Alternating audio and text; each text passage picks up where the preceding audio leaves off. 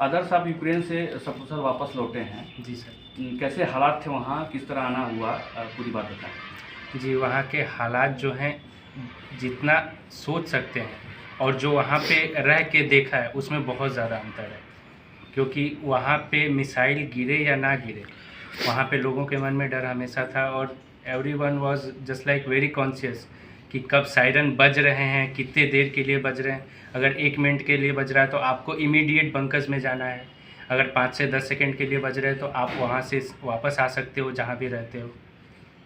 ऐसी सिचुएशन।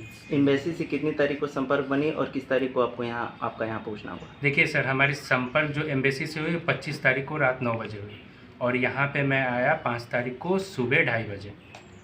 भारत सरकार ने कितनी मदद की, केंद्र सरकार ने कितने संतुष्ट हैं आप सरकार के प्रयास से?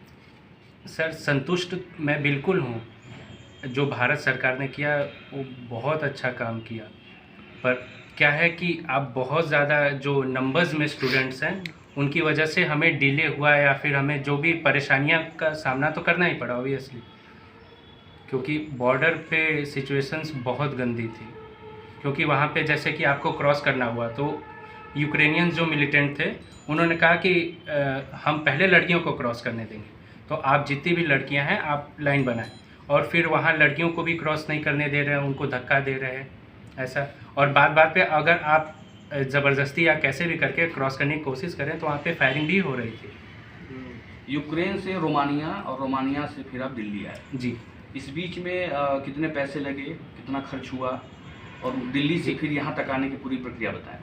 देखिए, जहाँ मैं टर्नोपिल से रहता हूँ, टर्नोपिल से यूक्रेन और रोमानिया के बॉर्डर तक हम जितने भी एक साथ वाले थे लोग, उन्होंने प्राइवेट व्हीकल करके आए, ठीक सारे। उसके बाद से यहाँ पे हमारा कोई खर्च नहीं लगा, क्योंकि सारी फिर गवर्नमेंट फैसिलिटीज़ थी। क्योंकि रोमानिया में रोमानिया के शेल्टर्स में 2 शेल्टर्स में रुका मैं लगभग 1-2 दिन, तो वहाँ पे भी गवर्नमेंट सारी चीज़ें प्रोवाइड कर रही थी। फिर वहाँ से हमें एयरपोर्ट बुखारेस्ट ले गए, फिर वाया इस्तांबुल करके हमें दिल्ली पे छोड़ा। फिर दिल्ली पे जो यूपी गवर्नमेंट के ऑफिशियल थे वो हमें यूपी भवन ले गए। उसके बाद फिर वो एक स्टूडेंट्स को जहाँ पे वो निवास स्थान है उनका, वहाँ पे उन्होंने ड्रॉप किया।